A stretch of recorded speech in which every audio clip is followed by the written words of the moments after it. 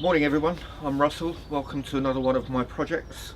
So my partner Mandy has decided she wanted a greenhouse, and the garden doesn't really lend itself to a full-blown greenhouse, so I've decided to build a lean-to type greenhouse in this little section here.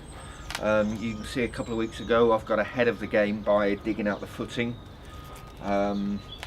We've just gone through a cold snap in the UK, and unfortunately it's been a bit too cold to lay bricks, so I'm busy making the frames in the workshop. So let's take a stroll in there and see what I'm up to.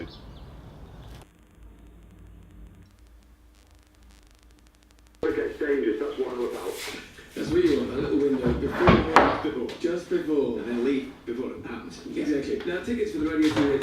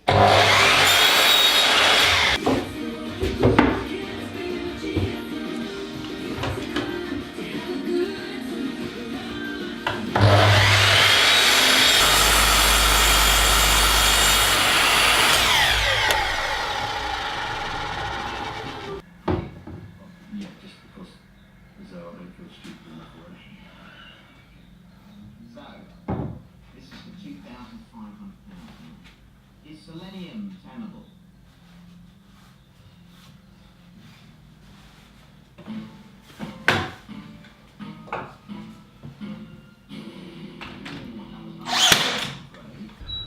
Morning everyone, as you can see, two main frames are up. Didn't want to bore you with all the painting. This weekend's job is to get the front frame done. Also want to show you these threaded T-nuts, very handy.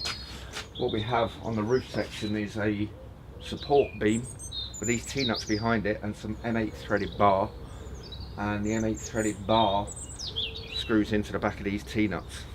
We then get the roof section, we slide it onto the threaded bar and do up our nuts. Makes it very simple for a one-man operation. So just to explain a bit about this frame, what we have is top and bottom beams as one piece, and then we have 6 uprights all one piece. Then we have the cross beams. Now these are cut exactly to length and pocket holes screwed into the uprights to keep the CLS from bowing, so hopefully it's squared up all of the uprights. And then we've got the trim that's been routed and cut down from some softwood.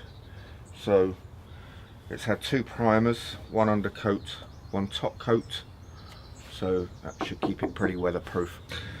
Okay, so I'm in the workshop and I'm busy doing the internal beading.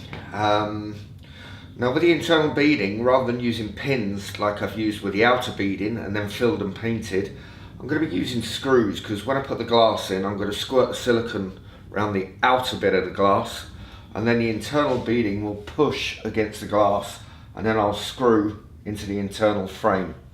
Now because I'm screwing, I figured that I've got to drill 120 holes. I want them accurately spaced apart so that they look pretty neat. So once this is painted,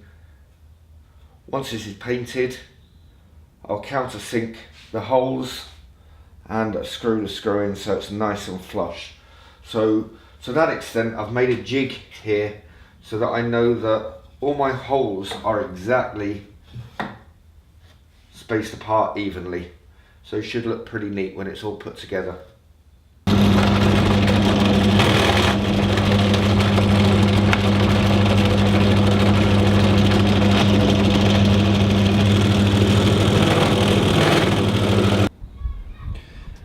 So the way I've designed this roof panel is we've got 5 sheets of glass going in, and I've put a 6mm rebate around each panel. The idea being I'll silicone in the rebate and then put a sheet of glass on top, and as an extra safety measure I've got some retainers going on at the end.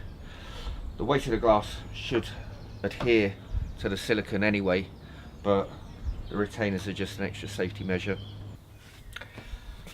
Okay, so we're now watertight. All the glass is in, the internal beading is in place, we're all siliconed up, so we've got a nice dry greenhouse. I've got shelving in the workshop that's been varnished and is drying. That'll be ready to go into place later. The other job I've got to do just to finish off today is the guttering. Once that's in place, we're finished. So I've skipped forward 3 months. We've gone through one of the best summers we've had in England. As you can see, the greenhouse is finished and it's had plenty of use from green fingered Mandy. Have to say, pretty pleased with it. Came up better than I thought, probably because of the preparation, the designing and making sure the angles were right, but I think you'll agree it blends in pretty nice with the house.